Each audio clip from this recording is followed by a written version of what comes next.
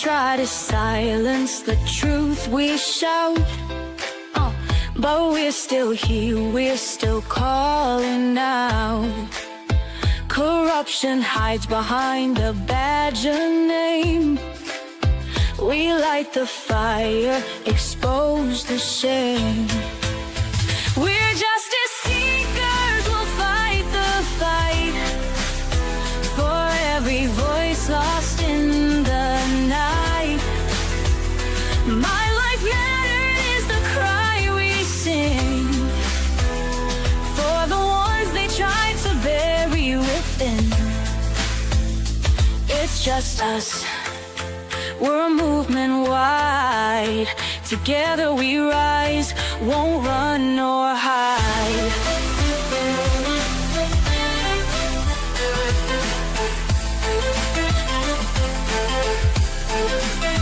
The stories echo, the pain runs deep. For stolen lives we can't just weep. Elected power, but their hearts are cold. We'll bring the truth, let it be told. We're justice seekers, we'll fight the fight for every voice lost in the night. My life mattered is the cry we sing for the ones they tried to bury within.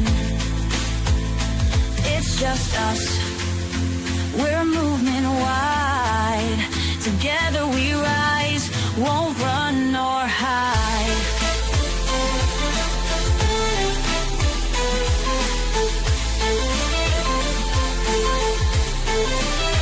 We're justice seekers, we'll fight the fight. The heroes undo the harm. Calling out corruption, we'll stand tall for justice and truth, we'll risk it all. My life mattered is the cry we sing. Together we rise, let freedom ring.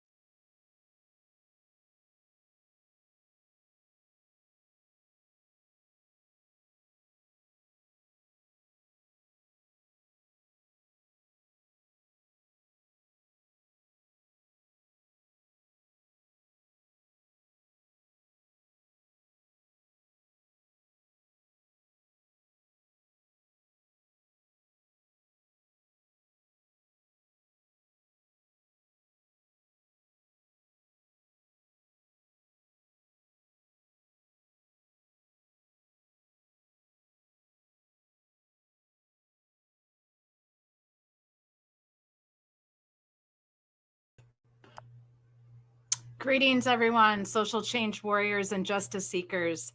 Welcome to the Thursday night episodes for Social Change Warriors live streams, Calling Out Corruption. It's great to have you back for another weekly night of looking at our victims and their families and their just horrible cases that they are facing right now. The case of a loved one who has been unalived by the hands of someone else, and they are receiving no justice.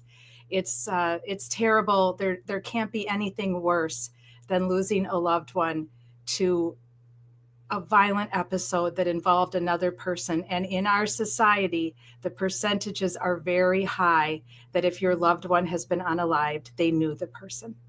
So I know it shouldn't matter, but for some reason it seems to matter that somebody that you cared about, loved, knew, trusted, or even had a casual acquaintance with would have the ability and the capacity to unalive you and take you from this earth. It almost seems like we could handle it better if it was a stranger, if it was just a completely accidental issue or a mistaken identity. It's still terrible. It's still a tragedy. But when it's someone you know, it just feels worse. in my opinion, but we'd have to ask the families about that, I'm sure. But I just know for my own sake, as I've gone through this for the past year of advocating for victims and their families of unsolved, and in some cases, just cold case homicides, I can't help but think that the fact that in all these cases, the person knew the person, with the exception of one case that we've been standing for. So welcome back to Thursday Night, Calling Out Corruption. Always happy to have you with me. The arc of the moral universe is long, but it bends towards justice. That's Martin Luther King Jr.'s famous quote, and we stand by that because many of the victims that we're advocating for and their families, it's a long haul to get to justice. And sometimes justice doesn't look like they thought it would look at the beginning, but they have to be satisfied with what the system, law enforcement, and the courts are going to give them. And that can be a tough pill to swallow. But during that process, we are here for them, advocating for their loved one, helping to bring some sense to their loved one's death, what happened to them that morning or evening or whatever time of the day it was, by looking into their cases, building a case file for them, and going over everything with a fine-tooth comb the best we can. Pardon that old saying, but that's what we do here on Thursdays. We look at these tragic deaths of these beautiful humans, and we try to figure out, why did it happen? Did the police get it right or wrong? Is there corruption involved? Is there bad policing involved? Has everything been done that can be done to get justice for this human? So that's what we're up to on Thursday nights. Welcome to Case Building Night at Social Change Warriors. We are also an advocacy channel and advocacy program. So if you have anyone in your family or anyone you know, or some case that you've run across and you want us to take a look at it, and you can get me a contact for the family, I am happy to do so. I can't always advocate for every single family. Number one, because of time constraints, because I'm a volunteer. And number two, some of their cases, once I look at them, I realize there's really nothing more I can do, because a lot of these families are amazing at their advocacy. They have reached out, they have touched bases with all the media, they have gone to meetings with the police on their own. They've done it all by the time I meet them. I'm happy to advocate for them in any way I can, but usually it's not as in depth as I do for families who haven't already gone down that long path to justice. So we have a new human who has been taken from this planet by the hands of someone else in a violent manner that was brought to my attention. I met this young woman via social media. Her name is Brittany. She was a good friend to Dishaun, who was unalived 2 years ago in 2023. And we are happy to advocate for Dishaun for justice. But first, we have to look at the file. We have to look at what happened. We have to read the police reports, look at the body camera, look at anything that we have our hands on that we can look at, so that we can decide what level of justice we can help obtain for Dishaun Hudson and his family. There are some cases where things were purely an accident and there is no justice to be had, which is horrible and horrific, but sometimes that's how some of these death investigations turn out. In other cases, the police get it wrong, or the DA gets it wrong, and the family is left with no justice, and an advocacy campaign is needed and wanted by members of the community and the family. So that's what we're here to do on Thursday nights, is to take a look, as close a look as we can, using my past experience as a police officer and a community social worker, and all of your comments and suggestions as humans on this planet who have lived here and have experienced your own tragedies, or have had family members or friends go through similar tragedies. So I'm always happy to listen to your advice and take your advice to heart. And you are welcome to join in our friend zone, which YouTube calls the chat. I call it the friend zone. Anyone that is willing to advocate and stand for a person who is no longer with us, in my opinion, is a friend of Social Change Warriors. So I hope you'll consider subscribing to our channel. It's free. And comment in the replay. For those of you that are going to watch on replay tonight, feel free to share any of your thoughts or concerns about this very tragic death of this young man. And we appreciate you very much for being with us tonight. So my name is Catherine. I am a former law enforcement officer and a community social worker. I am retired, and this is my passion volunteer project. So we are not officially a nonprofit yet, but we do not do this for money. We only take donations on the Cash App and the Venmo only for program costs, which we keep a spreadsheet of for your knowledge, and you can ask to see it anytime. And that is only for program costs. And what I mean by program costs would be YouTube costs, StreamYard costs, any costs that to make flyers or posters that we're helping the family hand out, any videos we choose to make under our own name and license. Our theme song, for instance, I paid for that with my own money. I have not used any donations for that. So we just literally started taking donations. It's a new thing. I was actually asked to do it by several of my subscribers. So I appreciate it greatly. Any small donation that you want to make to the channel to help us with costs to continue to advocate for the victims that we're advocating for on Wednesdays, Thursdays, and Fridays. So thank you very much. So as I said, tonight is Calling Out Corruption Night. It's not always corruption, folks. Sometimes it's just really bad policing, very poor policing done by police officers who either aren't trained properly by the department, or they go rogue and they do things on their own without really much guidance or supervision, or they're just very new at it. And some departments turn over where a lot of people retire and they end up with very new officers, a very big staff of new officers. And that can take time to build your experience in looking into these death investigations, can be very tricky. So we're not always calling out corruption on Thursdays, but we're looking for it. We're looking for any type of malfeasance or corruption with police or the government or the courts. And if we don't find it, we don't find it. And if we just find that it was a poor police job or a police job that we don't agree with, or a court decision not to prosecute, the DA has that right, obviously, to look at all the evidence and decide, if there's enough evidence that they feel they can take this case into the courts and have a jury look at it. We may not agree with their decision. So those are all the things that we're looking into with your dear loved ones that we are advocating on your behalf for on Thursday night. So you're always welcome here. Our other nights are the Angry Bitch Club, the Happily Justified Angry Bitch Club, as we now call it, is on Wednesdays. That is primarily a night to talk about all of our grievances that we feel in the different victims' cases that we're standing for, things that haven't been done right, haven't done properly, anything else going on in the world that's upsetting us, that we all of us join together on Wednesdays and we go over a lot of different cases, a lot of different problems in our society.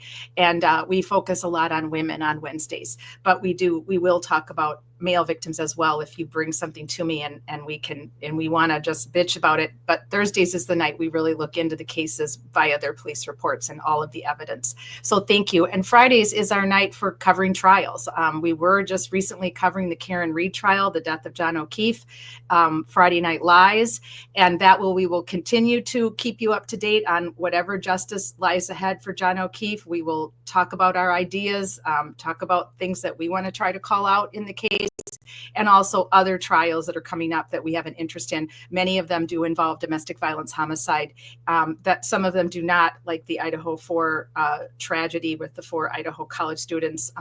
We will be covering that case on Friday nights, looking for any lies in the testimony or bad behavior that's going on by the prosecution or the defense or the judge. So that's what we'll be doing on Friday nights. And we hope you can join us on any of the nights that we live stream, looking for advocacy and justice for victims of homicides. So thank you. So tonight, and like I said, we'll be here tomorrow night, Friday night. So I hope you'll join us. We'll be going over everything that happened in the Karen Read verdict and what's been going on this week with both sides of the aisle and how they're feeling about the verdict and the justice that hopefully lies ahead for John O'Keefe and his family, if they can get around and pass that there really isn't enough evidence to show that Karen Read did this. So they really need to start looking, in my opinion, at who else could have done this. And could there be an investigation, reopen the investigation into his untimely and sad death. So again, thanks for joining Social Change Warriors. We really appreciate you, and we'll look forward to seeing you on Wednesdays, Thursdays, or Fridays, whatever night we're live. You can always go to our channel and it will show what the topic is of our next live stream. And we mostly live 2 nights a week, sometimes 3, like this week will be 3. But I'll always let you know if you go to our channel, it'll say in the community notes what's going on, and our live streams will always be posted in advance. So our hashtags are My Life Mattered, Just Us, and calling out corruption. So we hope you'll use those on the platforms that are still using the hashtags, because it does bring community together. I can simply type in a hashtag and it'll show me other people that have been looking into the same thing I'm looking into. So I still use them. I know a lot of people feel they're outdated, but I still use them until the platforms stop, taking them. But it'll always be our theme. If no longer hashtags are allowed, our theme will still be My Life Mattered and Just Us. So we are going to go into now the missing person that is in my area. I wanted to let everyone know about this.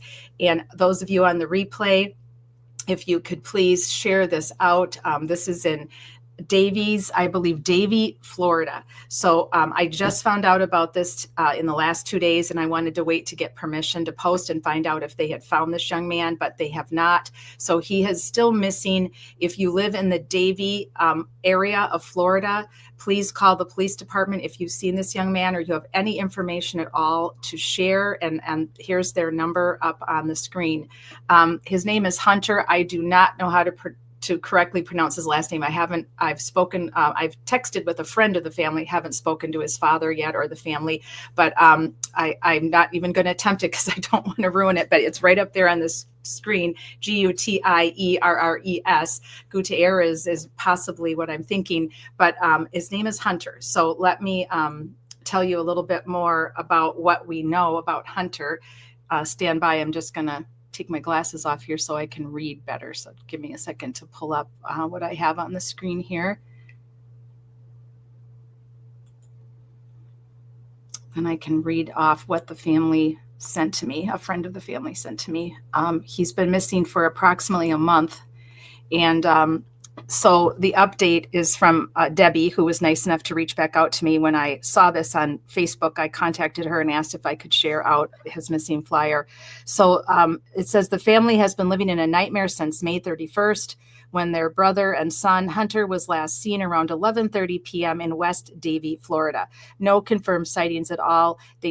He does not have his phone or wallet with him, so there's no way to contact him. He just apparently left the house at 11:30. They've spent every day since searching, hoping and waiting, grasping onto any possibility that they'll see him, but they still have no answers. He is 30 years old. According to the family, he's a gentle, loving, funny, wonderful person, full of depth, and he may have more facial hair now since he's been gone a month, and he may look unkempt and could appear different than in this photo. So keep attention to that there could be more facial hair if he hasn't been able to shave or get any type of change of clothing. So if you recognize him or see him, please call the police immediately. There could be a possibility of some mental health concerns. I don't have that verified yet, but I would think anyone that walks out of their house at 11:30 at night with no phone, no wallet, and is just not called family, that there's something going on. So some type of depression issues or something of that nature. So I'll find out more from the family within the next few days, and I'll continue to post his missing flyer here on my Social Change Warriors. I don't have an official one yet from the police department. This, I believe, is what the family made for Facebook. So I'll try to get an official one for you. But again, this is West Davie, Florida, and the police department's number is, or actually, this is his father's number. So he wanted to share that on Facebook. So I'll put it on my Facebook and on my Twitter X. And I certainly hope and pray for the family that this young man comes home soon and is found safe and sound. It's very terrifying and scary when a family member just disappears. So what we're working on tonight is another Florida Stand Your Ground case. And if you recall, the first one that I've looked into was for Jason Beach. There was no arrests made in the case of Jason Beach, and the police handed over all their evidence and their facts of the case and their police reports to the DA in Volusia County, and they chose not to prosecute. They felt that the people involved in what happened to Jason would be able to utilize the Florida Stand Your Ground law, and that would cause a jury to sway in that direction, and they didn't feel that they could prosecute. I completely disagree on this case, 100%. And I didn't in the beginning because I don't automatically make a decision up. There's no way I would feel honorable as a former police officer and as a social worker if I were to just tell the family what they wanted to hear. We don't do that here at Social Change Warriors. When we first meet you and we agree to advocate, the first thing we do is investigate. So we ask you for all the police reports you might have. If they're redacted, if the case is still open, they're going to be redacted. If the case is closed, they should be full police reports. I ask you for anything that you've been able to get about your loved one's death.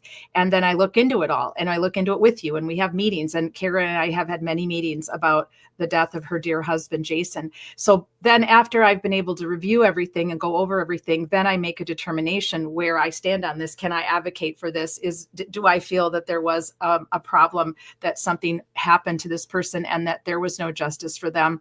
Like I said earlier, there isn't always going to be justice. Some cases just do not have enough evidence to prosecute, or the person was so good at what they did, if it was a premeditated unaliving, that there is no evidence. So there's nothing to take to the jury for the jury to say beyond a reasonable doubt that this person did this. So a lot of times they won't even take a case into court, because, as you know, it does cost money to prosecute someone and to hold any type of a 1 week or up to 8 weeks, like the Karen Reed double trials. That is very expensive to do. And so that's the DA's job, is to determine with the prosecutors, is there enough evidence? Can we convict this person? Do we have enough for, where they won't come back not guilty, that there wasn't enough beyond a reasonable doubt?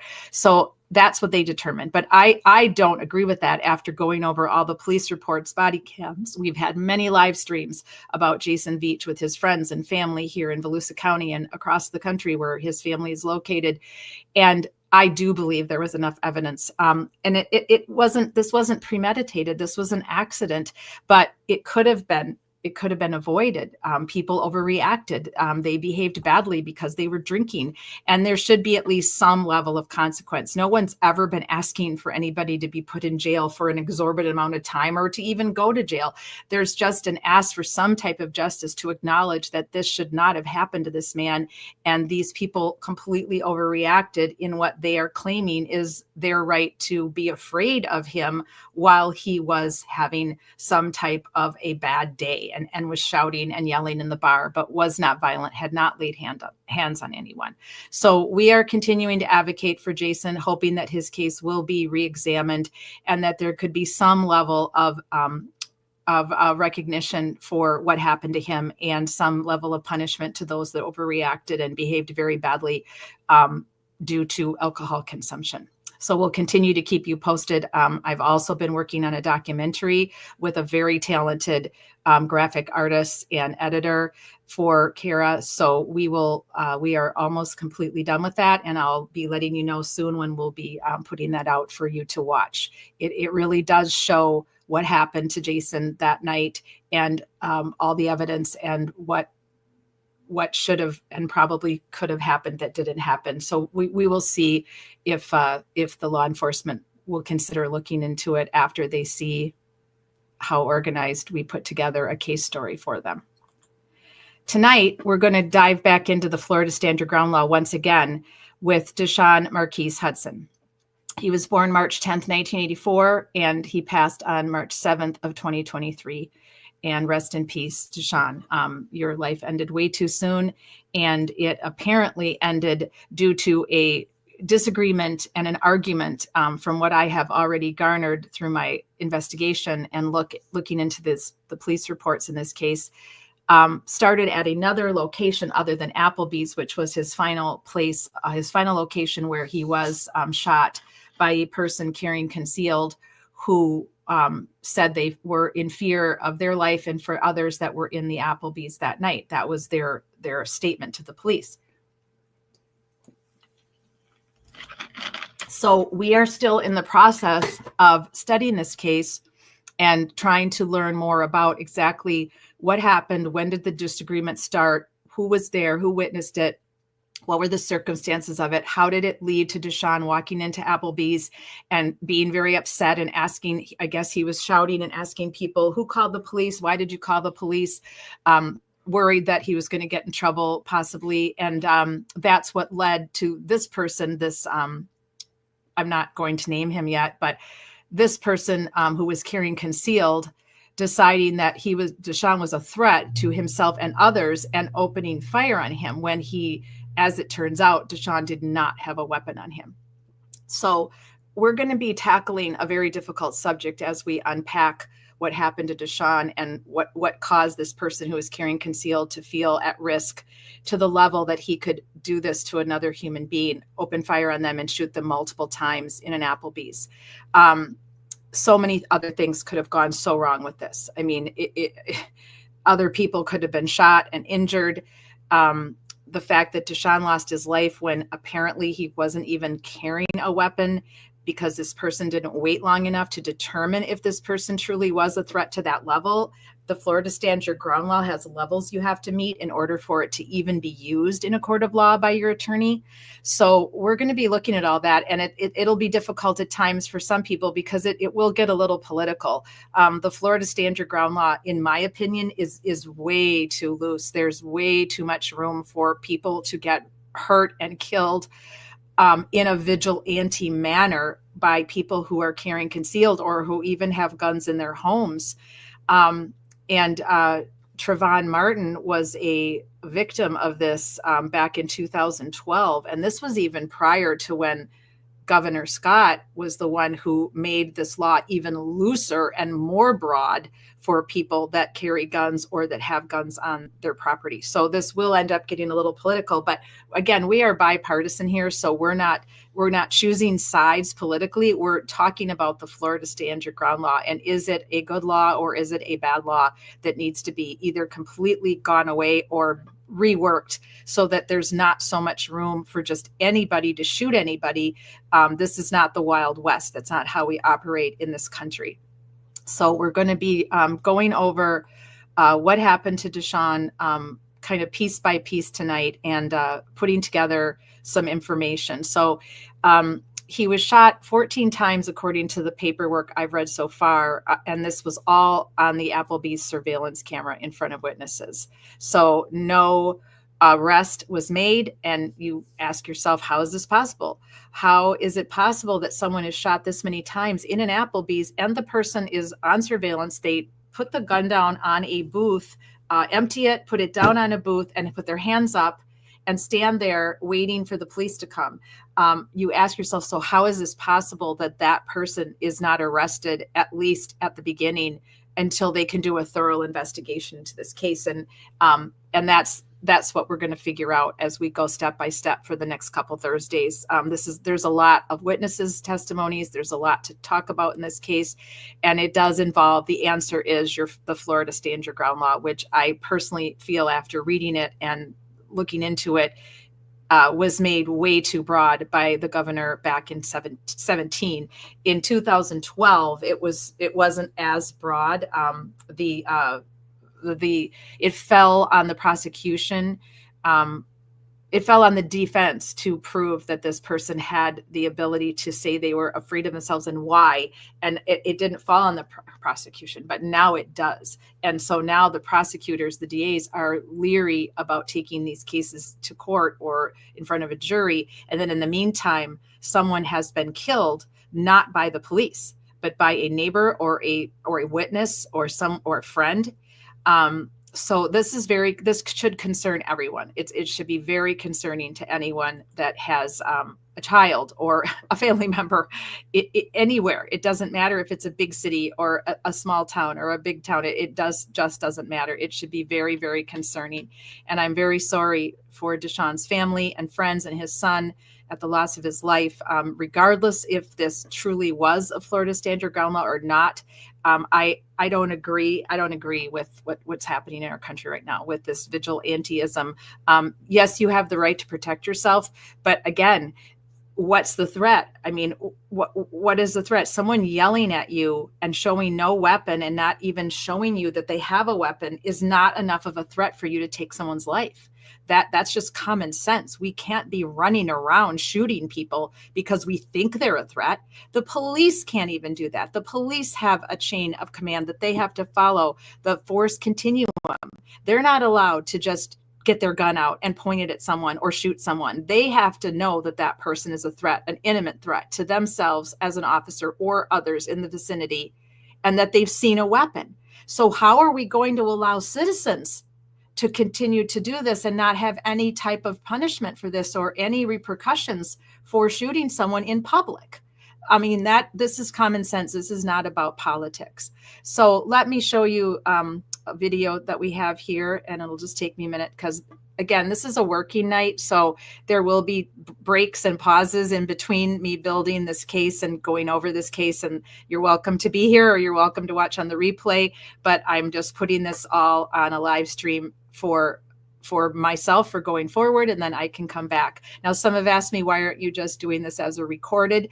I could, but I like having the live stream. I like having the live stream come in and into the friend zone and chat with me and give me their opinion and talk to me about these cases if they so choose. I like them to have that option. So I'm just going to take a moment to go up to the tech room here, and I will show you the video that I have pulled up for you. Stand by, please.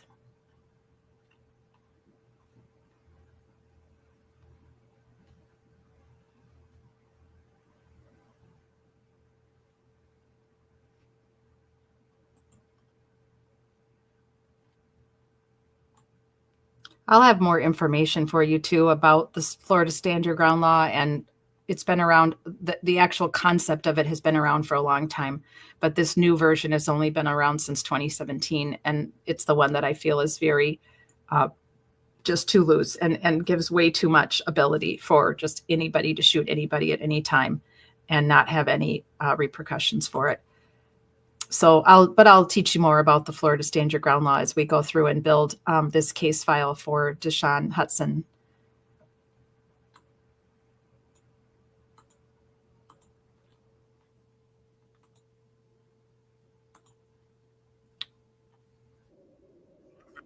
And this is a trigger alert for those of you that are sensitive.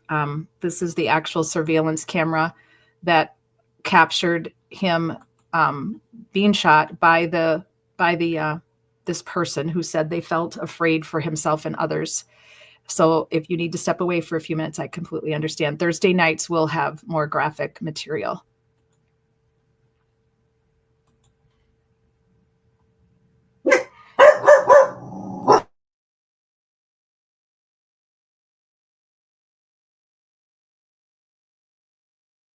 Right here on Fox 35, and it shows what happened the day a man was shot and killed inside an Applebee's restaurant. It happened in Lady Lake about 2 months ago. The state attorney just gave us this video. Fox 35, Stephanie Buffamonte is joining us live here in the studio tonight. So, Stephanie, the state attorney says no charges will be filed against the man who pulled the trigger. That is right. And like you said, this is the video that shows that deadly shot fired. According to documents from the state attorney's office, stand your ground and self-defense applies in this case, which is why the shooter is not facing charges for killing the man inside the Applebee's. The report paints a picture as to why people inside the restaurant say they were scared of the man who was shot and why the shooter felt he needed to fire his gun. In this video, you can see the man in the white hat, Dishaun Hudson, walk into the Lady Lake Applebee's in March, just after 1 in the morning. He's talking to a group of people, empties his pockets, then someone shoots at him. The shooter, who officials say had a concealed weapons permit, walks around the corner, disassembles his gun, and puts his hands in the air. The report from the state attorney's office describes Hudson as having a series of violent outbursts before this shooting. The report says Hudson was at another restaurant before this with a group. A witness said they saw Hudson with a gun and that he was threatening people there. Then they went to Applebee's, having drinks on the patio, when the report says Hudson made a disrespectful comment toward a woman picking up to-go food. Her boyfriend got upset and confronted him about it. According to the report, Hudson then fires 3 gunshots in the air as he walks toward the couple's car and then aims the gun at the car as they're driving away. The people outside ran in the restaurant and an employee locked the door before Hudson could come in. But a customer opened the door and Hudson came inside. Witnesses say he was angry and yelling, "Who called the cops?" And "Do you want to see what is in my pockets?" as he emptied them. That's when the customer inside the restaurant fired the shots. According to the state attorney's office, when Hudson's body was taken to the medical examiner, they did not find a gun. The state attorney's office stated in that report that it is reasonable to believe that a jury would believe this is self-defense, but if there is additional information that comes forward, this case could be reevaluated. In the studio, Stephanie Buffmonti, Fox 35 News. Ladies, listen up.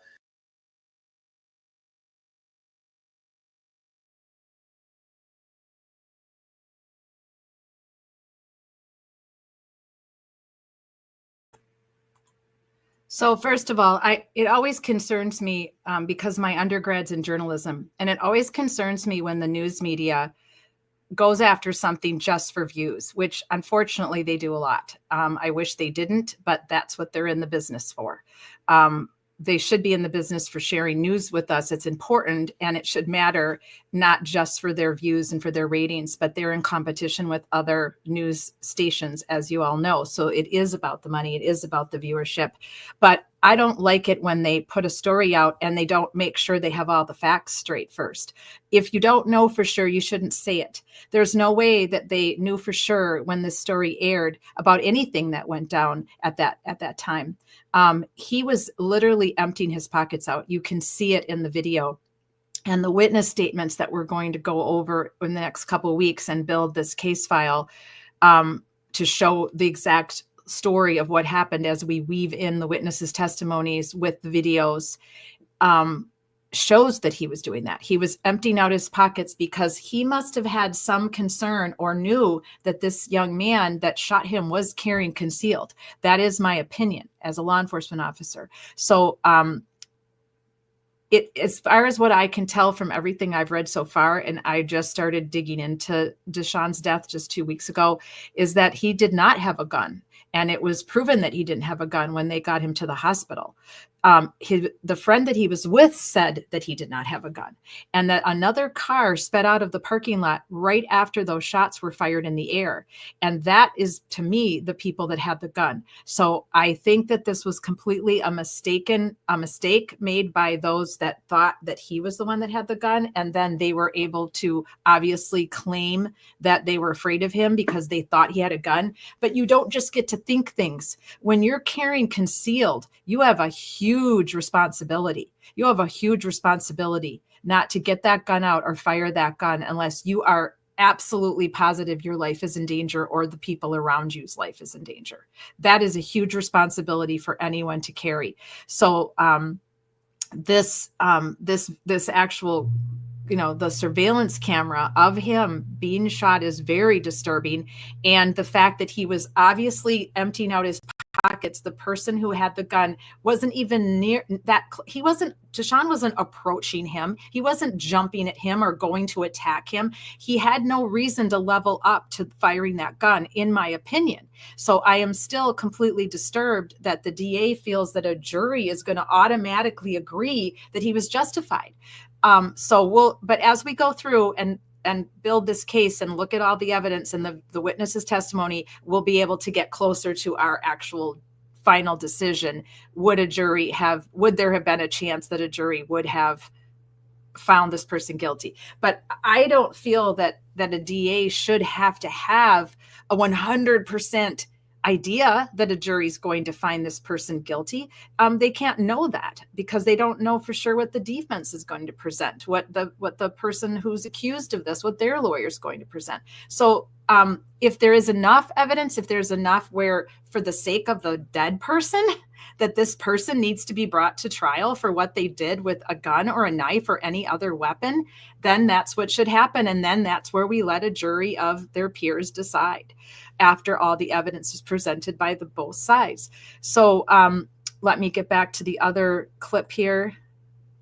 Tonight, we're just giving you just the basics that we have. Next week, we'll be getting more involved in really listening to the audio that we have of any of the witnesses and putting together a long outline in hopes that we can build a documentary similar to what we did for Jason Veach. So we're going to be doing that on Thursday nights for at least an hour. And then we'll have other cases that we'll be updating you on as well on Thursday nights. So let me get to the other clip that I want to show you here as we build Dishaun's case file tonight.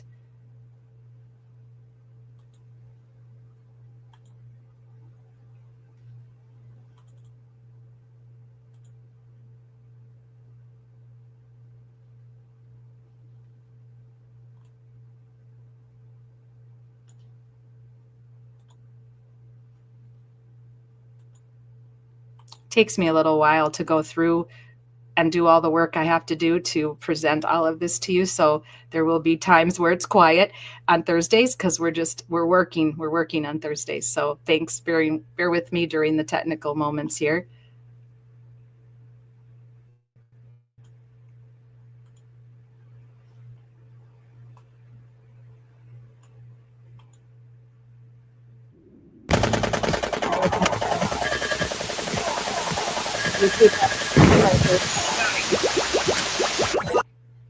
You will only see this video right here on Fox 35, and it shows what happened the day a man was shot and killed inside an Applebee's restaurant. Might be the It same happened one. in Lady Lake about 2 months ago. The state attorney just gave us this video. Fox Yeah, this 35 is the Stephanie wrong Buffamonte is one. joining us Hang on a live here in the second. studio I tonight. think So that's the same. Yep, that's the same one. So stand by. I have to find the other one for y'all. Let me get to the other one here in a second.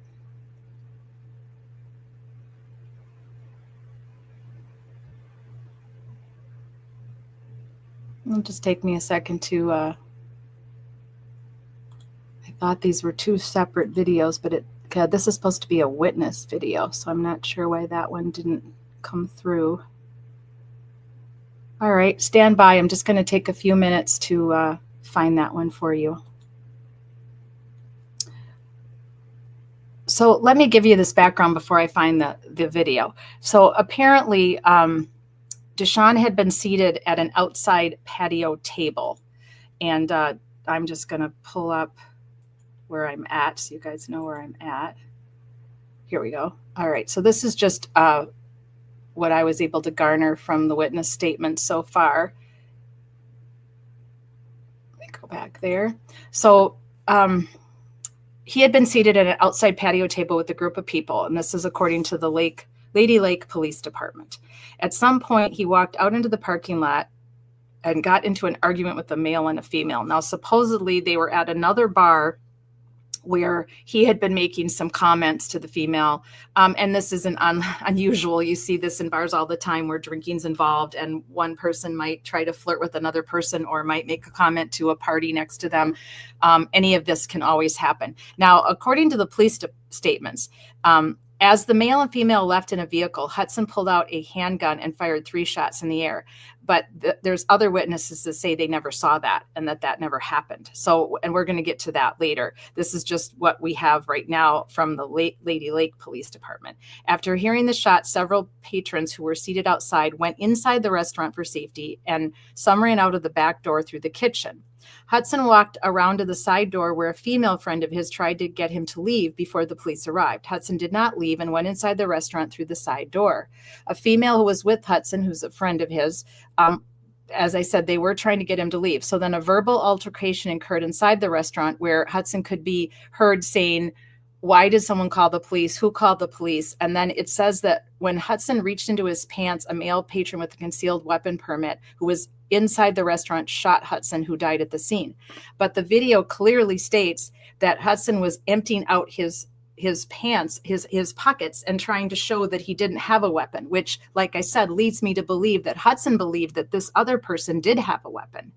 So according to this was very early on. The male patron was identified, was cooperating with investigators, and the investigation is ongoing. So that was the original statement that was put out by the Lake Lady Police. But again, after all the witnesses' statements, there are witnesses who said they never saw Hudson with a handgun and that he wasn't the one, that a car sped out of the parking lot, and that it was then believed that they were the ones that fired the shots in the air. So we'll get into that more next week as we get deeper into the witnesses' testimonies. So this is a picture of the, let me switch your slide for you. This is the Applebee's where this took place in Lady Lake, which isn't too far from the Villages that is a community of a lot of housing, of different kinds of housing, mostly 55 and over, I believe, golf courses, restaurants. It's a huge community called the Villages. And this Applebee's was somewhere near the Villages or even in the Villages proper. That I'm not positive about, but it's called Lady Lake. And that is where it occurred. So, let me go back. So there. Okay. Now I'm going to go back now and just, pull up some of the documents that I have for you. So just stand by as I do this. Like I said, this is case building night, so there is going to be some downtime. So I'm just going to put Dishaun's photo back up until I get the next information that I want to read for you. And then we'll go from there. So stand by just a couple minutes.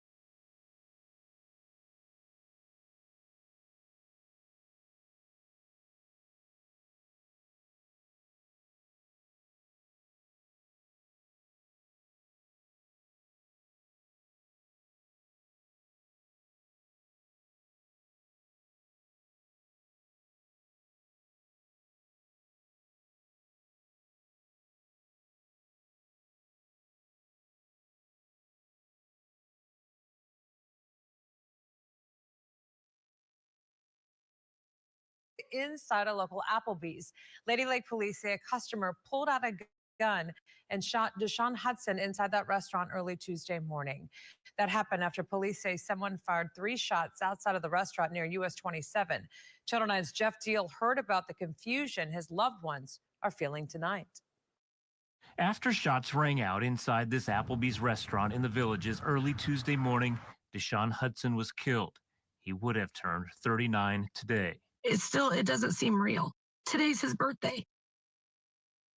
And he's supposed to be celebrating it. Stephanie Jewell dated Dishaun for about a year, and they remained friends. Even though he had some troubles in his past, she said he cared about others and was a good person. He was a great man, amazing with my kids. They loved him. They called him Dad. She was heartbroken when she heard the news. Lady Lake police told us Dishaun was with others in outdoor seating at the restaurant around 1 a.m. He walked into the parking lot where shots rang out. He then went inside Applebee's through a side door where there was a verbal altercation. When Dishaun reached into his pants, a customer with a concealed weapons permit pulled out a gun and shot him. It doesn't make sense. None of it makes sense. Police haven't said if they believe Dishaun fired the shots outside or if someone else did, and they haven't said if he was even armed. Stephanie told us she never saw him carry a gun. A car took off from the parking lot after the shots were fired, but so far investigators haven't said if it has any connection to the case. Stephanie has been in contact with Dishaun's parents and told us he left behind 2 sons. They're now trying to make sense of this deadly shooting in what's generally known as a retirement community filled with seniors. We're all hurting, and we want to know what's going on. We just want to know the truth. Jeff Deal, Channel 9 Eyewitness News. New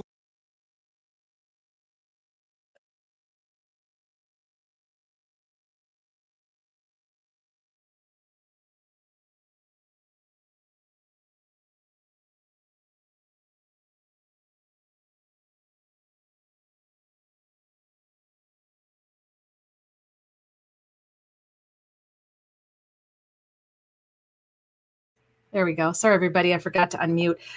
My sincere condolences to Stephanie and to Brittany, both who were very good friends of Dishaun. Stephanie had formerly dated him and obviously was very close to him. And Brittany was a very good friend of his, she is the one that brought my attention to Dishaun's case.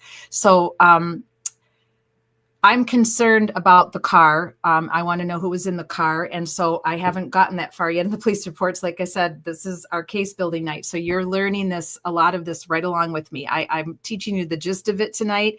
And then we're going to dig in a little bit more, about another 10 minutes tonight, into the police reports that I do have. And then we'll do another hour again next Thursday as we slowly but surely put together a complete case file and an overlook of the witnesses' statements, what we know happened, the surveillance, and then hopefully we'll put together a mini documentary for Dishaun like we have done for Jason Veach, so that we can look more closely and concisely at what they are claiming is a Florida Stand Your Ground law event.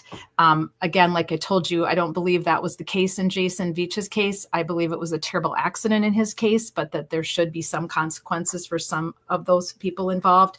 And I'm already leaning towards this person completely, in my opinion, jumped the gun. Why are you shooting him? He's not pointing a gun at you. He's not even showing you a gun. He's not attacking anyone. He's just yelling. A lot of people yell in bars. A lot of people get upset in bars. There's bar fights all the time that don't involve weapons. They shouldn't happen, but when people drink, especially men, these things do happen. Bar fights happen. We can't go around shooting everybody who gets in an altercation in a bar or gets in a bar fight. We call the police. We let them come and deal with the unruly people. The police were on the way. So this person really had no excuses, in my opinion, to shoot his gun 14 times, if that's what it is proven to be. And we will find out when we get deeper into these police reports. So stand by. I'm just going to pull up a few of the police reports that I have. So give me a second. Again, this is a working night, so there will be times where it's quiet because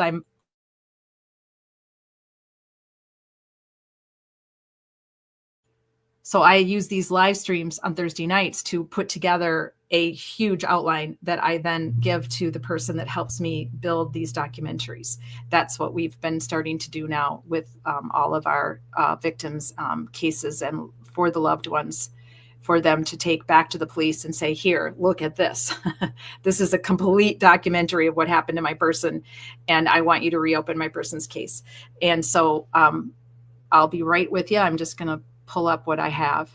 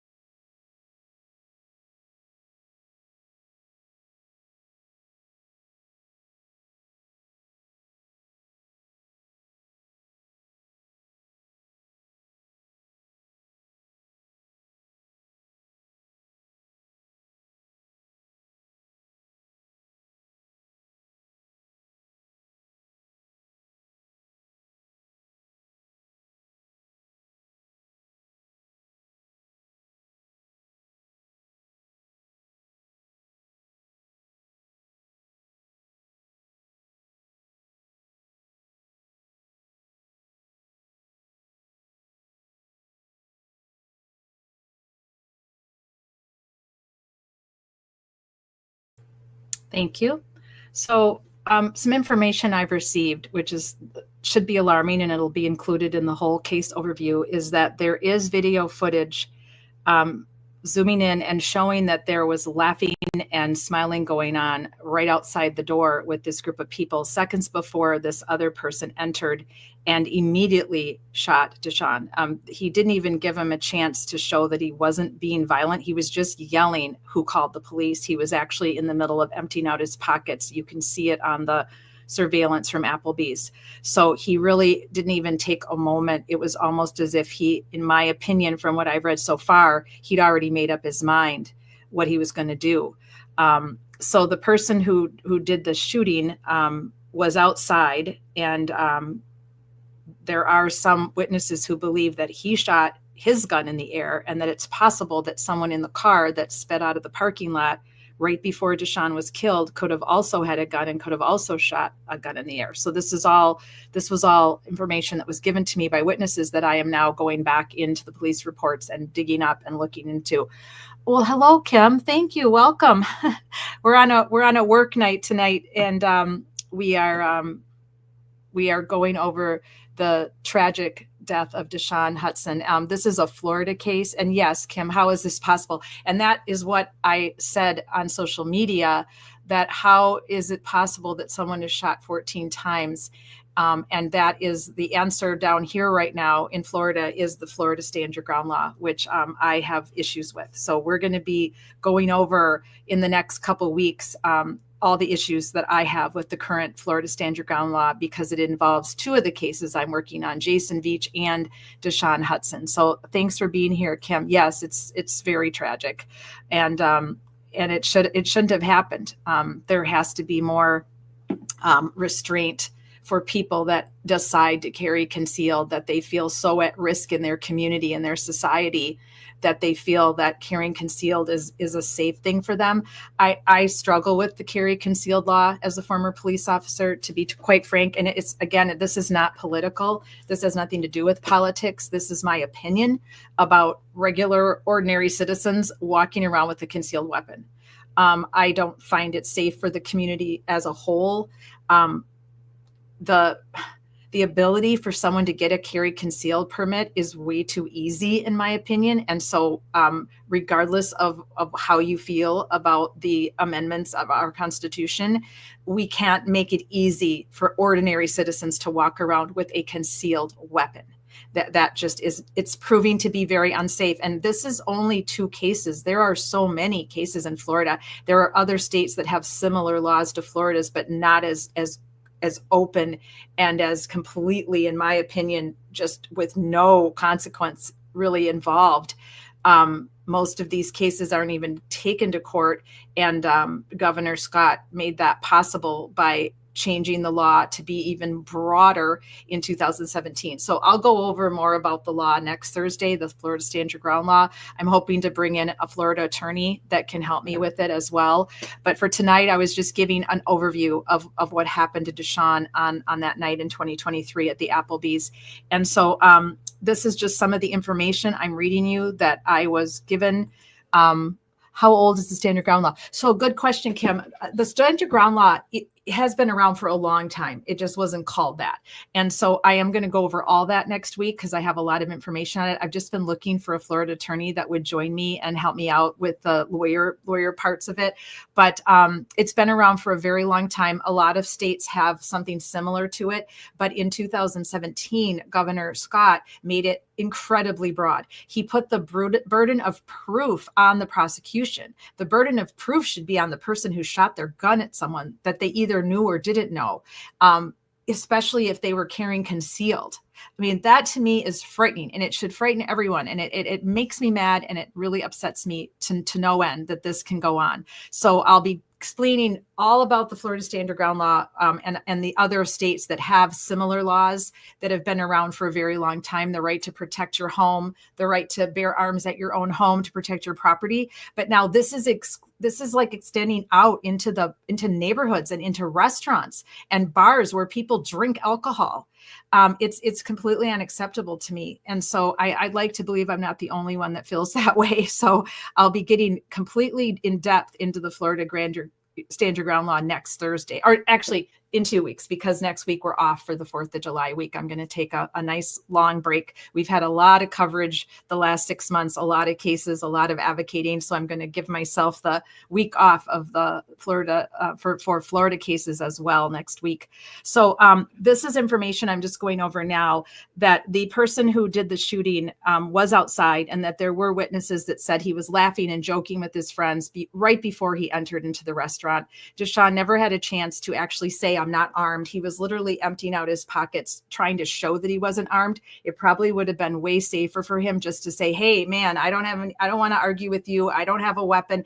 I think that one of the witnesses that I read, and there's so many witness statements, but I believe the friend of his, that they knew that this other young man, who was only, I believe, 27 or 28, was carrying concealed. So that would give Dishaun pause to be afraid of him in that situation. So let me, I'm just scrolling down through the varying information that has been given to me. One of the things I'm concerned about is there have been some accusations of witness intimidation, that some of the witnesses have been intimidated, and I believe one or two of them have moved out of the area. This I do not have confirmed yet, but I do have the information, but I have to finish vetting it. And that is a concern, and it should be a very big concern for anybody that has concerns about this case and what exactly happened to Dishaun. Now, next week, we're going to actually start, like I said, building the outline. And this outline is what I was provided this outline template by my creative director, who is a graphic artist, graphic designer, and has now gone into the area of making, I believe he's made commercials. He's done a lot of interesting work. And we made a documentary together about Jason Veach. And so we're going to do the same for Dishaun, but I have to build this very large template outline for him in order to do the documentary for me. So we're going to be doing that on Thursday nights. We're going to slowly build this long outline of evidence of witnesses' statements and footage, and build it into this outline together on Thursday night. So it's very helpful to me to have you in the friend zone and ask me questions, because it might be something I didn't think about. I will, next week in 2 weeks, we'll have Brittany. She is a very dear friend to Dishaun and knows a lot about what happened that night. So she's going to share, I'm not going to share her statements tonight, but she's going to share some statements with you about information that she's been given by witnesses that she believes were possibly intimidated and threatened. So that is not something we want to hear, but we know it occurs. Now I'm going to go to my email and just read you a couple of the initial police reports. So stand by here a moment, everybody. In fact, it's been an hour. I'm going to take a stretch break. So stand by if you're with me live, or if you're on the replay. I'm going to do a short stretch break for my 62-year-old knees and back. So stretch break for 5 minutes, and I'll be back to read you some of the initial police reports that I have been given.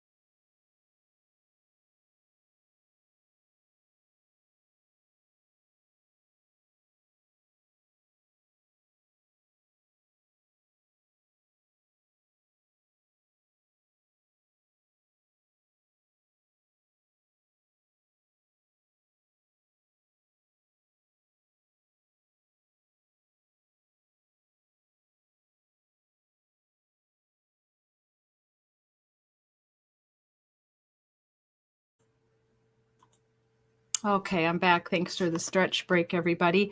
So this is the a police report from the Lady Lake Police Department that I'll be adding to our long list of documents and evidence that we're going to put together to come up with this documentary for Justice for Dishaun. There were, let's count them. There were, let me see how many witnesses we've got here. 1, 2, 3, 4, 5, 6, 7, 8, 9, 10, an other, which I'm assuming maybe it was just someone in the restaurant that didn't see anything. Let me make sure I'm counting this correctly. We've got 1 witness, 2 witness, 3 witness, 4 witness, 5 witness, 6 witness, 7 witness, 8 witness, 9 witness, 10 witness, 11 witness, 12 witness, 13 witness, 14 witness, 15 witness, 16 witness, victim, suspect, 17 witness, 18 witness, a video from the property, the bullets and evidence, another video, bullet, bullet, bullet, bullet. This is horrifying. Blood sample, photographs, the pants, the shirt, the underwear, the latent print, 1, 2, 3 swabs, earrings, DNA evidence. We've got all kinds of everything evidence going on here. Casing, a lighter. So this will all be listed into the outline that will be included. There's 36 pages, like I said. So here is the original narrative, and this is from Officer Pettis. Date is March 7th, 2023. On 3/7/2023 at approximately 01:15 hours, Lady Lake officers responded to Applebee's located at 1009 Bechara Boulevard, Lady Lakes, Florida 32159 in reference to a shooting. Prior to my arrival, Lake County Dispatch advised that they had received multiple calls about a shooting. A black male, the initial subject from a dispatch call, pulled a gun and fired off approximately 3 shots. While landline, Lady Lake County Dispatch advised they could hear multiple gunshots going off in the background and was advised someone was shot. Lake County Dispatch was also advised that the black male came back into the business and pulled out his weapon again. And that is absolutely not true, because we just watched the surveillance footage. Again, when a white male, later identified as Drew Mano, M-A-N-N-O, via Florida driver's license, pulled his gun, shooting the black male. Lake County Dispatch advised that they identified 14 gunshots heard in the background and stated all 911 calls related to this incident were uploaded into evidence. Why in the freaking world is anybody shooting someone 14 times? That makes absolutely no sense. Upon arrival, I observed Drew standing outside on the sidewalk on the southwest corner of the building. Drew was wearing a white shirt, khaki cargo shorts, and sneakers. Drew was on the phone, and upon my arrival, he put his free hand in the air. I had parked my assigned patrol vehicle at the business entrance off of Bechara Boulevard, pulled my duty-assigned weapon, and asked Drew if he had any weapons on his person. Drew advised he did not. His weapon was left inside. I advised Drew to get on the ground, lay flat, and not to move. At this time, Sergeant Daniels arrived on the scene, taking control of commands, and covered me as I detained Drew. Drew spontaneously uttered, "I had to do it," and he shot the black male to protect everyone else in the building. I beg to differ, sir. You did not have to shoot someone 14 times. Nobody ever has to shoot someone 14 times. There would be very, very rare circumstances where even the police would shoot someone 14 times. So I'm sorry, but there's my first problem with this police report right now. At this time, let's see, I'm sorry, I lost my place. Upon searching Drew's person, I located a wallet in his left cargo pocket and a religious necklace around his neck, all of which was given to his girlfriend. Drew was placed in the back of my assigned patrol vehicle and was read his Miranda rights. So they did arrest him. I wasn't aware of that. Like I said, I am new to this case. We are learning about everything that happened to Dishaun that night together. That's what we're doing on Thursday nights for the next 3 weeks, with the exception of next week. We're taking off for the 4th of July. We're going to build a case deck and a case file for Dishaun, and then we will make our determinations within the next month if we believe that the DA got it right and that they couldn't take this to trial because of the Florida Stand Your Ground law, or do we believe the DA got it wrong? And in that case, if that's our case, if we believe the DA got it wrong, we will continue to advocate for justice for Dishaun Hudson, and we will put together a documentary to prove to them why they got it wrong by showing all of the evidence and these witnesses' statements. I'll continue here. As I said, Drew spontaneously uttered, quote, "I had to do it," unquote, and he shot the black male to protect everyone else in the building. Upon searching Drew's person, I located a wallet and a necklace. I already told you that. Sorry about that. Drew was placed in the back of my assigned patrol vehicle and was read his Miranda warnings via a department-issued Miranda warnings card. Drew stated he understood his rights and did not wish to speak with the Lady Lake officers at this time. While I had Drew detained and placed in my patrol vehicle, Lady Lake officers rushed inside to clear the building and to provide aid to the black male who was shot. Law enforcement advised the scene was secure, and Sumter EMS, that's SUMTR, arrived on the scene. Run number 2300-8864. The black male was advised deceased on scene. Law enforcement taped off the scene. I began a crime scene log. Now, isn't that interesting, those of you that are with me and have been following the Karen Reed case? What we're hearing here, that this is a very well-written, detailed police report. We are hearing that they cordoned off the scene and that they began a detailed crime scene log. These are all things that you did not see the police do, the Canton police do in the Karen Reed Justice for John O'Keefe case that we've all been following on some Thursdays and Friday nights. So when I read off a police report and I find it to be very concise and well done, I will give kudos to the police, because we always go in believing that the police are good. In many of the cases that we've looked into, the police made mistakes or there was corruption, but we will also call out good police officers. And this is an excellent narrative police report that this officer Pettis wrote. He then says that I began a crime scene log and collected complete statements from all customers and employees. Sergeant Daniels requested for Lake County crime scene investigations. Right out of the bat, they are requesting for Lake County crime scene investigations. Again, that didn't happen in Canton, Massachusetts. That did also not happen in the Jason Veach case with the Volusia County sheriffs. Many of this did not happen properly there either. So far, this is all proper procedure, what they're doing. Lake City CID, medical examiner, and others to assist with the investigation. Please see supplements for additional information. At approximately 02:15 hours, Lady Lake CID Detective Dureri, I believe, sorry if I pronounced that wrong, sir, arrived on the scene, and at approximately 2:32 hours, Lake County CSI arrived on the scene to begin their investigation. Again, Karen Reed, Justice for John O'Keefe. Where was all this for John O'Keefe? Laying dead in the front yard of 34 Fairview of a Boston police officer. And we'll go over this tomorrow night more. Sergeant Daniels requested, let's see here. Sorry, I lost my spot. I want to give my commentary and then I lose my spot. It's very small print. I need to actually print these out and then I'll be able to read them to you better and I can circle things. Right now, they're just on my iPhone. They arrived at the scene, and at approximately 05:04 hours, Drew spoke with his attorney from the back of my patrol vehicle, unrecorded, for approximately 4 minutes at approximately 05:19 with permission from Drew and his attorney. I conducted a gunshot residue test, which was completed at approximately 05:31 hours with guidance from Detective Durey. Drew was released from custody at approximately 06:14 hours and turned over to his attorney. Photographs that were taken on my department-issued cell phone and footage from my patrol vehicle are submitted into evidence. This completes my involvement in this case. The case is still active for further investigation. All right, so I have questions. Why is he being released to his attorney? Why was he not booked in? And why was there not bail set for him? He shot his gun 14 times. We're not automatically assuming Florida Stand Your Ground law. There hasn't been a proper investigation yet. So I'm quite confused by this. Maybe the law is different down here in Florida, as it is in many cases with things that happen down here in Florida.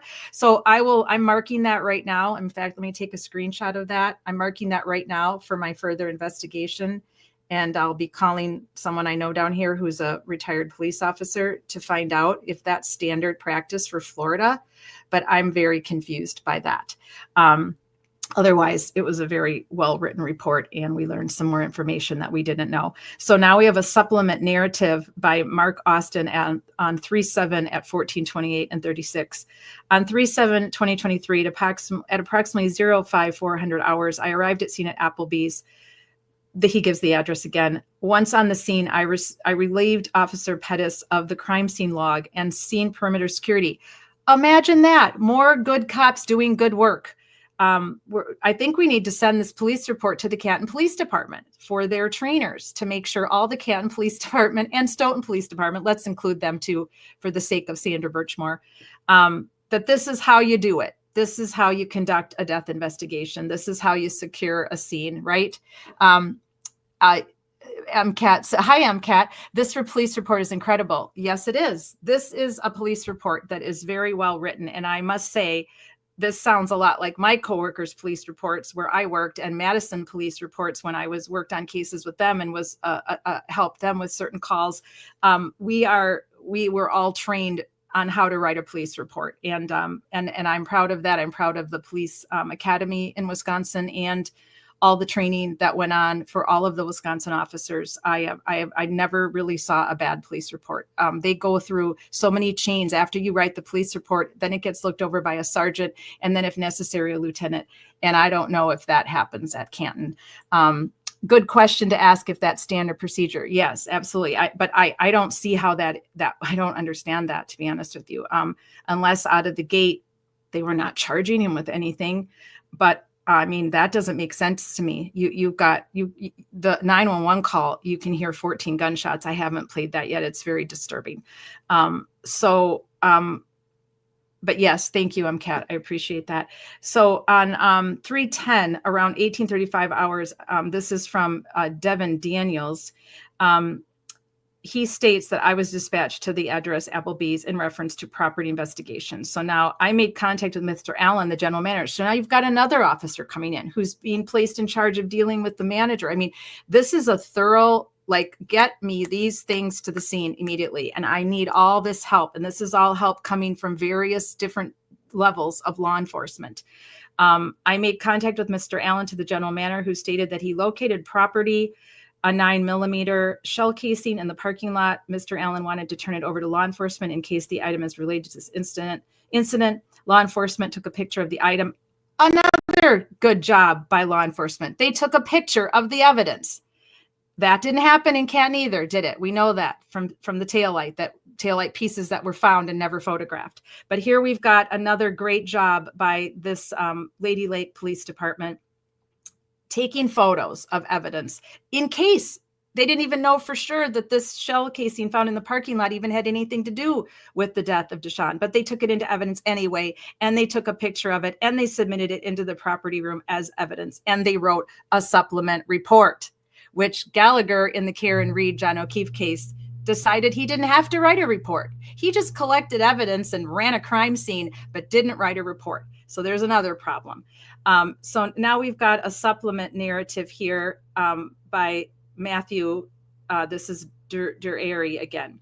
So on March 7th at approximately 01:30 hours, I received a call from Deputy Chief Bro in reference to a call out for a homicide which occurred. I responded to Applebee's at approximately 02:15 hours. Upon arriving on scene, I was informed by Sergeant Daniels that multiple witnesses stated the deceased subject fired 3 rounds from a handgun in the parking lot. Sergeant Daniels stated multiple witnesses then stated the deceased subject came into the restaurant and aggressively asked who had called the police. Sergeant Daniels stated the subject then reached into his pocket when he was shot and killed by one of the patrons. I first conducted a preliminary survey of the scene. After observing the scene, I conducted an initial interview with the manager of the restaurant, Michael Roberts, and Cassandra Coop. Michael Roberts knew the shooter's name was Drew. Both employees stated the shooter is the boyfriend of the bartender that was working. Next, I spoke with Alan, the GM of Applebee's, who wasn't able to provide any information of evidentiary value. Alan advised he was called to the scene by Michael Roberts to try to obtain security. However, his password was not working. Alan stood by waiting for the security. However, Alan stood by waiting for the scene to be turned back over to Applebee's. Next, I spoke with LaFonda Rowe. LaFonda Rowe stated the restaurant was doing last call for drinks. Now, that's a little that sounds odd to me. So are they explaining that they were doing last call for drinks prior to them coming in? That's what I'm thinking that means. LaFonda Rose stated the restaurant was doing last call for drinks. Okay. LaFonda stated she came outside and gathered the customers' empty glasses to bring inside. She advised that she heard about 7 to 8 gunshots. She advised everyone came inside. Stated the subject she believed was firing the gun was a black male dressed all in white, came inside and had his hands in his pockets. LaFonda Rose stated everyone thought he had a gun. So everyone thought he had a gun because they heard gunshots, but they were outside in the parking lot and he happened to have his hands in his pockets. So everybody was assuming that he had a gun. But she stated she did not see him with a gun. I asked Rowe if the deceased subject said anything when he came inside. She stated he's just quiet. He's just quiet. He didn't say anything. Next thing I know, the other dude is blap, blap, blap. And that's supposed to be the sound of a gun. I asked LaRonda if she believed the shooter fired 3 shots. She advised she believed he fired 3 and repeated. I was standing right there, and I can't even imagine how horrific this was for everybody that was in the Applebee's that night. Absolutely horrific to see something like this happen right in front of your face. So then it just goes on with all of the different witnesses. So I'm going to stop here for tonight, and there'll be there's, like I said, there are over 20 witnesses. So we're going to, starting not next week, we're off for the 4th of July, but in 2 weeks, we're going to go over each one of the witnesses' statements and we're going to start comparing them. Because as we saw in the Jason Veach case, the witnesses had different things to say. Then they had, one of the witnesses in the Jason Veach case had multiple different statements. She saw something, she didn't see something. She was in the back, she wasn't in the back. It can get very strange and convoluted when you go over witness statements. So we've got 20 of them to go over and slowly start to build this case file for Dishaun and his family so that we can help them determine if truly Florida Stand Your Ground law is applicable in his case. I'm feeling no, because I personally do not like the Florida Stand Your Ground law. I don't believe that a normal citizen should be carrying concealed at an Applebee's in the first place and have the ability to shoot someone 14 times. It makes no common sense to me, but I will continue to do my best to keep an open mind. And we will listen and we will continue to build. What I'll have prepared in 2 weeks is I'll have each witness statement on a slide for you so that you can actually see the quotes of what the person said as I read along. And we will attempt to contact witnesses and see if they're willing to speak to us, but we do have their statements and the case is closed. So it's all open records law. So I will be back in 2 weeks, Thursday night, calling out corruption. Not always corruption though, sometimes just mistakes that humans make. And in my opinion, the DA has already, I think, made a mistake in this case. There should have been at least some type of a further investigation. It was closed very quickly. The decision not to prosecute happened very quickly. And with this many witnesses and this much going on, that doesn't make a lot of sense to me. But as we go, this will take us at least 2 to 3 weeks to go through all of these witness statements and look at the footage again and whatever other body camera we can get from the officers. I haven't even attempted to do that yet. So we'll be back in 2 weeks with more on the tragic death of Dishaun Hudson. And again, my deepest condolences to his son, to Brittany, to Stephanie, and all of his family and friends in Illinois. And I believe, I don't recall the other state where his family lives, but I know he was originally from Illinois, which is close to my home state of Wisconsin. So before we close out tonight, just a couple more things I want to cover here. So give me just a second to switch my gears. I'll be right back.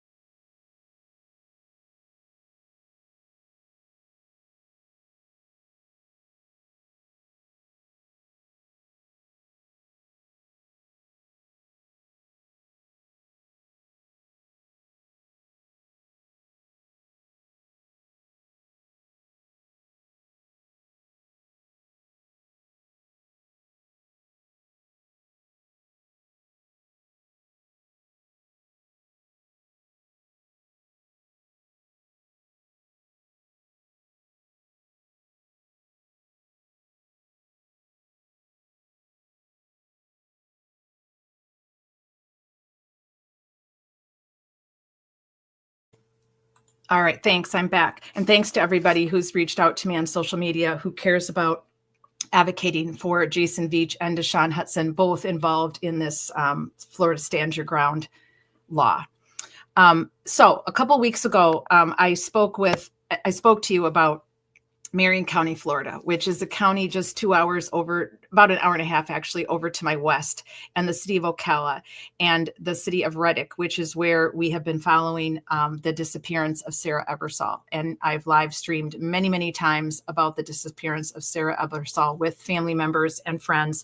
I've been to standouts regarding how long it's taking to have any conclusion, to find her, to find out where she could have been taken, if she was taken, is it trafficking, was it a homicide? It's just been frustrating. So we are still, it's been quiet because of court issues that are going on, but we are still advocating for where is Sarah Ebersol. We will continue to do that. We'll continue to hope and pray that her daughter is safe. She is with her biological father, and unfortunately, there's no connection for that child with her family, with her mother's family. They're not being allowed to see her, which is horrific. So we will continue to follow where is Sarah Ebersol, and I'll bring you any updates that I can. What's concerning to me is that I have been contacted by many people in the Marion County area, in the Ocala area, and there are a lot of missing people. And it's a lot more than the size of the area should be. It's not in proportion. So that is very concerning to me. And if you follow the national news, and I'm going to pull the clip up here for you in a minute, there were 60 children located. I believe it was the Tampa Bay area, but I have had a busy week with everything to do with Karen Reed and with my other advocating. But I'm going to pull up a clip for you. But 60 children were found between the ages of 9 and 17. And they do believe that they were all victims of human trafficking. We can't say it, sex trafficking. So many people were taken into custody, and I'll be giving you more updates on that next week. But that is scary, and it is happening in our country. And it is not just happening in Florida. It's happening in all states. The numbers, a very dear friend of mine that I met when I did my master's degree at USC, University of Southern California, is an advocate for saving women and children and men, because some boys are also trafficked. And she works with an organization, and I'm hoping to have them on at some point. Those that could come on, some work undercover, so they can't, but those that could come on and tell us more about their organization and what they're doing. They have branches all over the country, and there is a branch that covers the southern states, which includes Florida. So I would like to introduce them to you at some point, and their work and what they're doing to save children from this abusive, toxic world of what to me is obviously crimes against children. That's obvious, but also statutory R word in many cases. And these people are farming these children out to these people that pay for them are very ill. I mean, these people are sick. They are sick individuals who have some type of a sick sex fetish. And how do we protect our children? How do we stop this from happening? So it's a very huge, broad topic, but I'm hoping to delve more into that and bring on a guest that can tell us more about their efforts to protect children from these nefarious, disgusting humans. So I'm going to look for the clip on that in a minute. Going back to Marion County, Marion County has portions of it are in the Ocala National Forest, which is a beautiful forest. There's a lot of trails, there's rivers, people go kayaking, there's springs. It's beautiful, beautiful country in Florida. But why are there so many unsolved cases? What is going on in Marion County that we have so many unsolved cases? So just to remind you, when it comes to missing persons, 85% of the cases are resolved within a week. It's the person either had a mental health crisis or an issue and they wandered off, or there was a silver alert for the elderly who have Alzheimer's and they wandered off. So 85% of those, or a child just decided, hey, I'm out of here. I'm sick of my parents. I'm running away, because they do that. Children do that. I had several runaway cases when I was a police officer with teenagers, but 85% of them are resolved within a week. Those are nationwide statistics. 95% within a month. 97% within 6 months, and 98% within a year. So why does Marion County have so many missing persons cases that are well beyond these percentages? That is shocking to me, and it's alarming, and it doesn't make sense. So I'm going to try to find out. I do have some connections now at Marion County because of the Sarah Ebersol case. I'm going to reach out to the sergeant I know there and see if he can give me any information on any of these cases that have been going on for so long. So 70% of all reported missing persons are found within up to between 48 and 72 hours. And that's just a recent statistic from 2023. MCAT has a question for me. Should we read up on case or not, or just go in fresh July 10th? What's your opinion? I think you should do what you want to do, MCAT. There's a lot of information out there. It's up to you. I'm staying away from it for the most part. I'm going in fresh. I was sent the police reports by friends and family, and I'm going in fresh. I've looked at what I showed you guys tonight is what I've looked at. I went to a couple of the news media because, like I said earlier, and you might not have been here, the news got it wrong in their initial reports.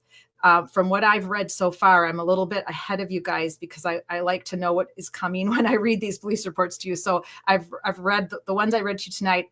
This one, the one I read to you tonight, I did not read, but I've read a couple of the other ones involving the gunshots in the parking lot. So I'm not trying to pay attention to the media on this because they got it wrong. Several of the news stations got it wrong. And so you do what you do. You guys do you. If you want to read up, that's great. If you want to follow along with me, starting on the week of July 10th, that's great too. I'll totally leave that up to you, but great question. Thank you so much.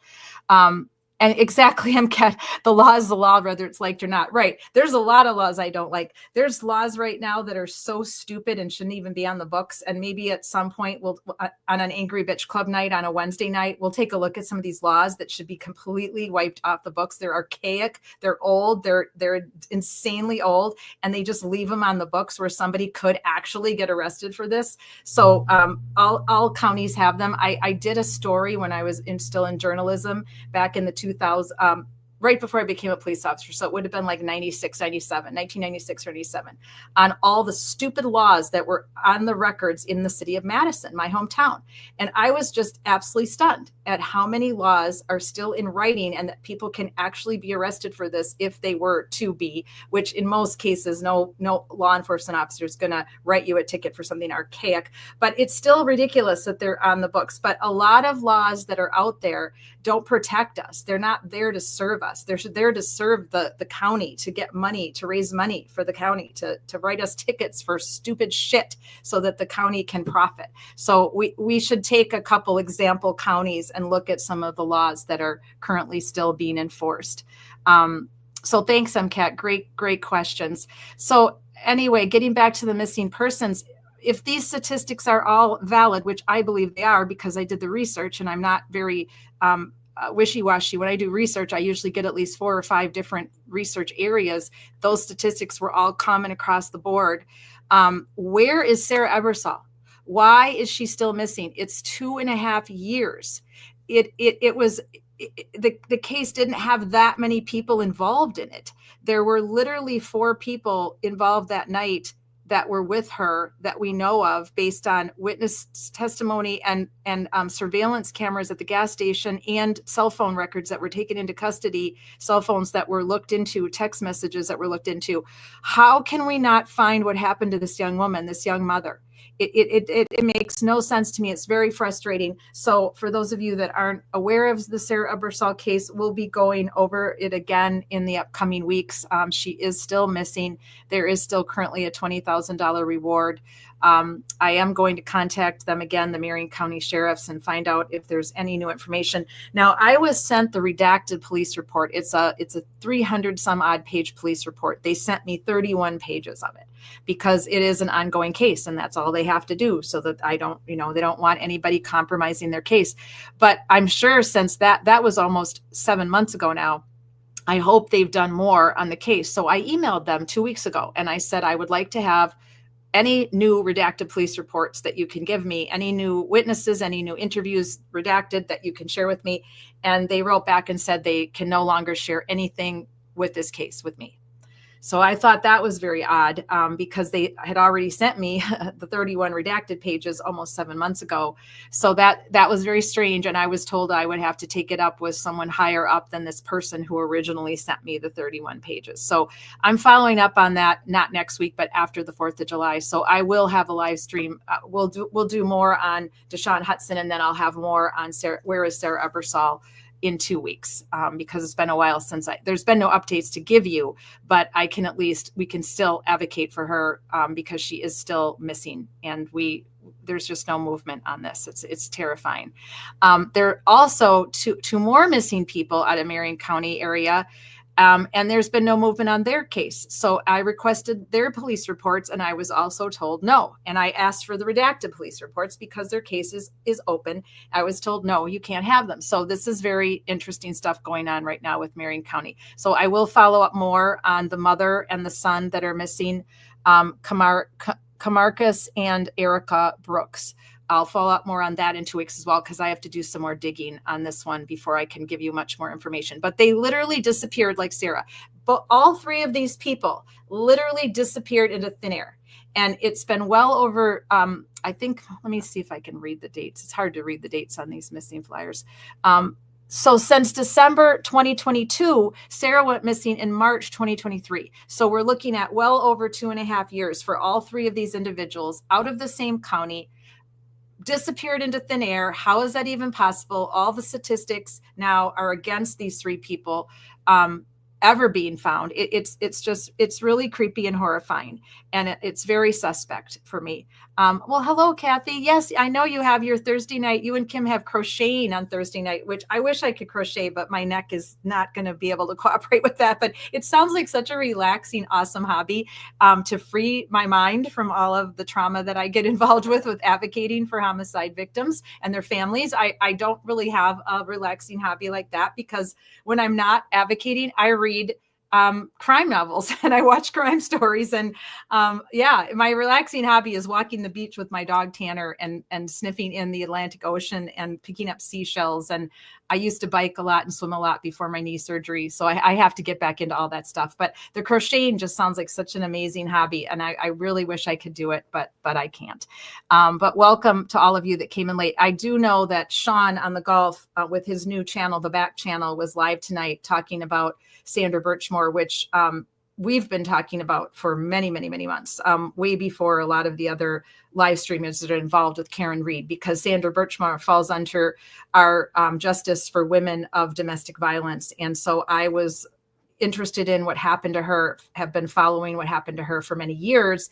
And then when I started live streaming, we started talking about what happened to Sandra Birchmore and our ideas and theories that she did not unalive herself. So we were already talking about that and discussing it, and had introduced you to Mizzy and her advocacy well before a lot of other live streamers were paying any attention at all to Sandra Birchmore. And I'm very proud of that, because we are not looking for high profile. We do not follow just high profile cases. We follow any case that has to do with injustice for a family. We're advocating for families who have victims of homicide and their cases are not solved, or they're not getting justice for their family member. And Sandra Birchmore did not get justice for a long time, because there was a complete police cover-up, in my opinion, based on the evidence of her death. And she was wrongfully framed for her own death by Matthew Farwell, who is now in custody, but has yet to have a hearing. All of his hearings have been backed up. And now the content creators that have been following Karen Reed and that have been in Massachusetts, those that are from Massachusetts, like Sean on the golf, and those that are in Massachusetts, like Turtle Boy, Aiden, and Young Jerks, and Mazza Media, and several others, LTL Media, they've all been following, as rightly so. This is their state. And there was a huge injustice done to Karen Reed and to John O'Keefe. So I absolutely applaud them for everything they've done to push out the story of the injustice, that what happened to John O'Keefe and how he died, and the the wrongful arrest in my opinion, and many others, like 78 to 80% of the country, and then 2 trials of Karen Reed. So kudos to all of them. But nobody was paying any attention to Sandra Birchmore. Everybody just accepted that she unalived herself, but a very small few. And Mizzy is one of them. She is a resident in one of the, I don't know if she's a resident of Canton or Stoughton or what surrounding town. I haven't asked her, but she was the very first one, along with Sandra's family. She was the very first actual stranger, because she didn't know Sandra, to start advocating for her and standing out on street corners with signs saying, "We know Sandra did not take her own life. We know who did it. When are you going to arrest him? There's evidence. You're covering it up. Somebody covered it up," because it was very clear that Sandra Birchmore was not in a position of unaliving. She had started a load of laundry. She had cleared off her car based on surveillance cameras in her parking lot of her apartment. She did not have any plans to unalive herself that night. All of the evidence pointed to the very opposite. She was planning a baby shower. She was planning, she was 3 months pregnant. She was planning to have other items delivered to her house. She was expecting and did receive an item, I think, that very day. Had conversations with her best friends and coworkers about how she was looking forward to being a mother. There was so much evidence that this young girl did not unalive herself that it's absolutely despicable that the Canton Police Department was involved in the initial investigation of her death, that they were to have any reason to say that she unalived herself without doing a proper investigation screams a cover-up. And I think we will soon be seeing and learning a lot more. Why this case keeps getting pushed off, I don't really know. I didn't get to watch Sean's show tonight because I was live streaming here with those of you that have been with me about Dishaun Hudson. But I will catch up on that because I am interested to hear what he has to say and any of his guests that he brought in. It's just a sad state of affairs. Same exact thing happened with Ellen Greenberg in Pennsylvania. She was framed for her own death.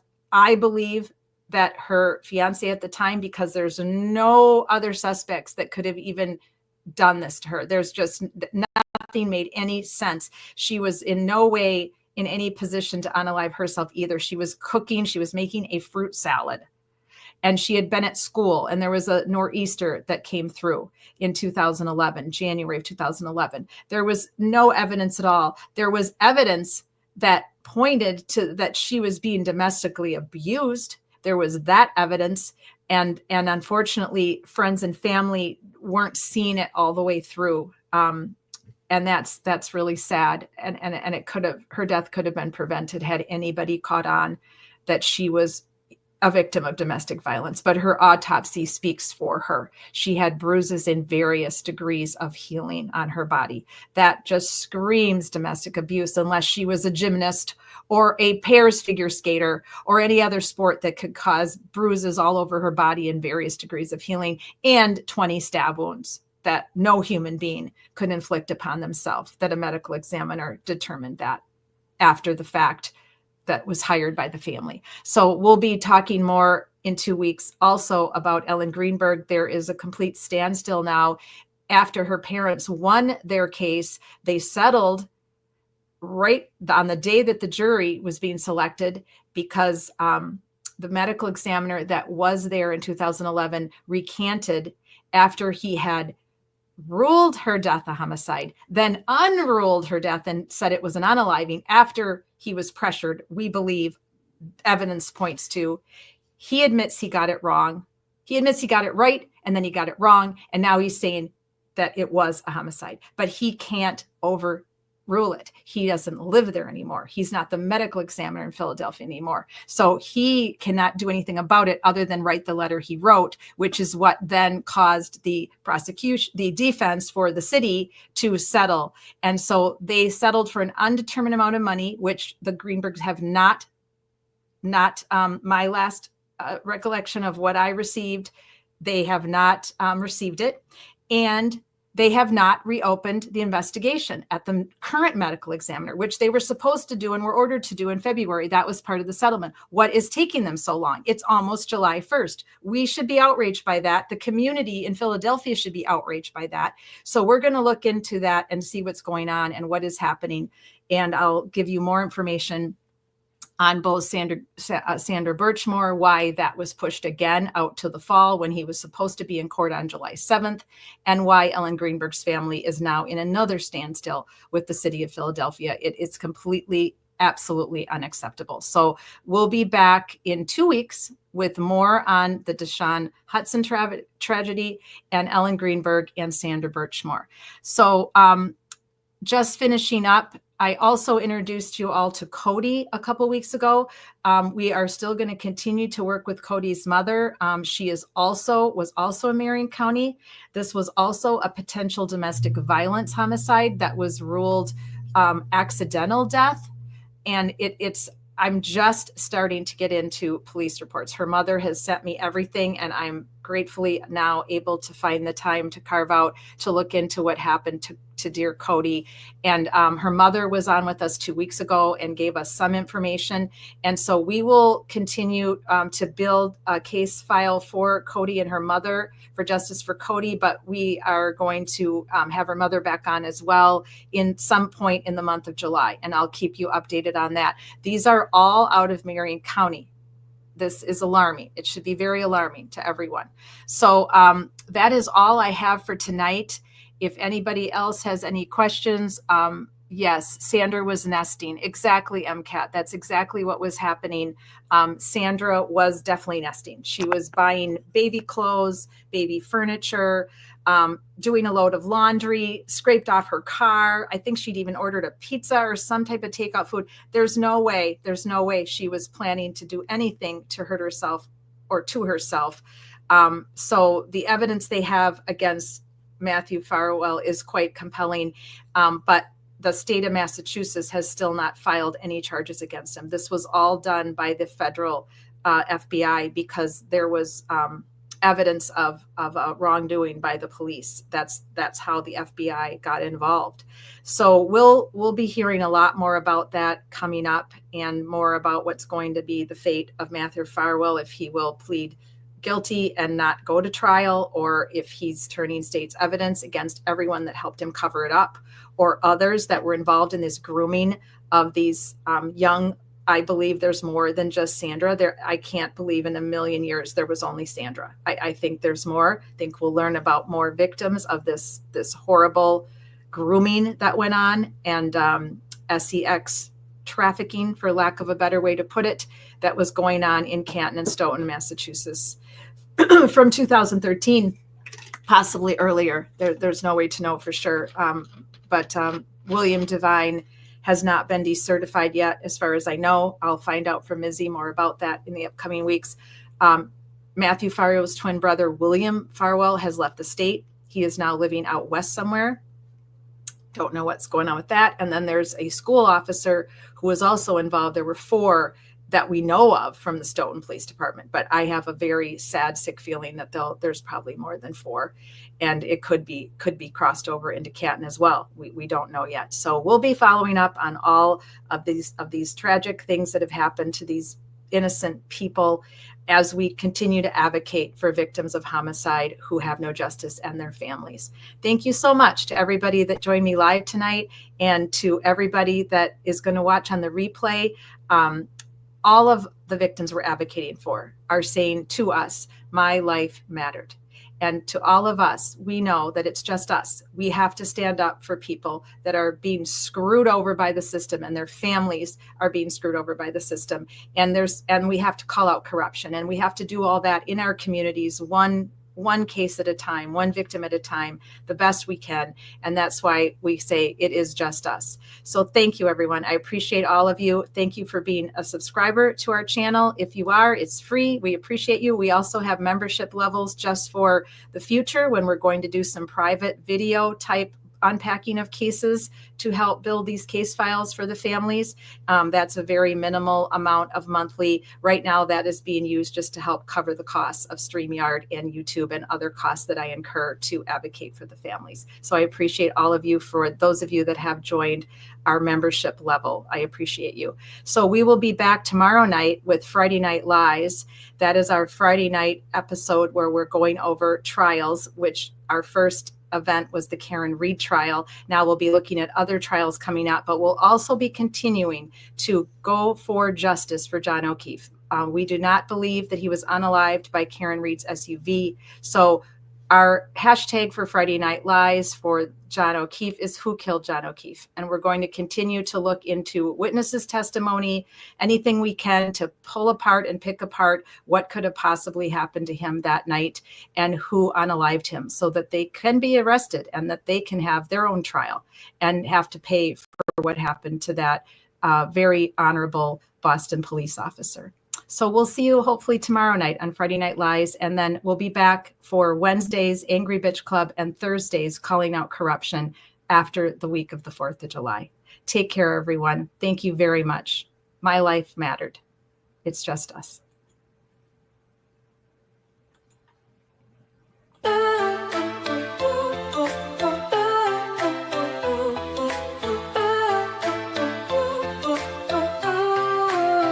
They try to silence the truth we shout, but we're still here, we're still calling out. Corruption hides behind a badge of name. We light the fire, expose the shame. We're justice seekers, we'll fight the fight for every voice lost in the night. My life mattered is the cry we sing for the ones they tried to bury within. It's just us, we're a movement wide. Together we rise, won't run nor hide.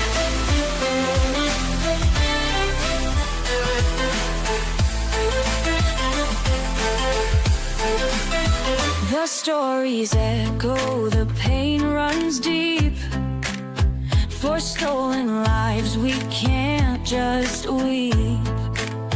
Elected power, but their hearts are cold. We'll bring the truth, let it be told. We're justice seekers, we'll fight the fight for every voice lost in the night. My life mattered is the cry we sing for the ones they tried to bury within. It's just us, we're a movement wide. Together we rise, won't run nor hide.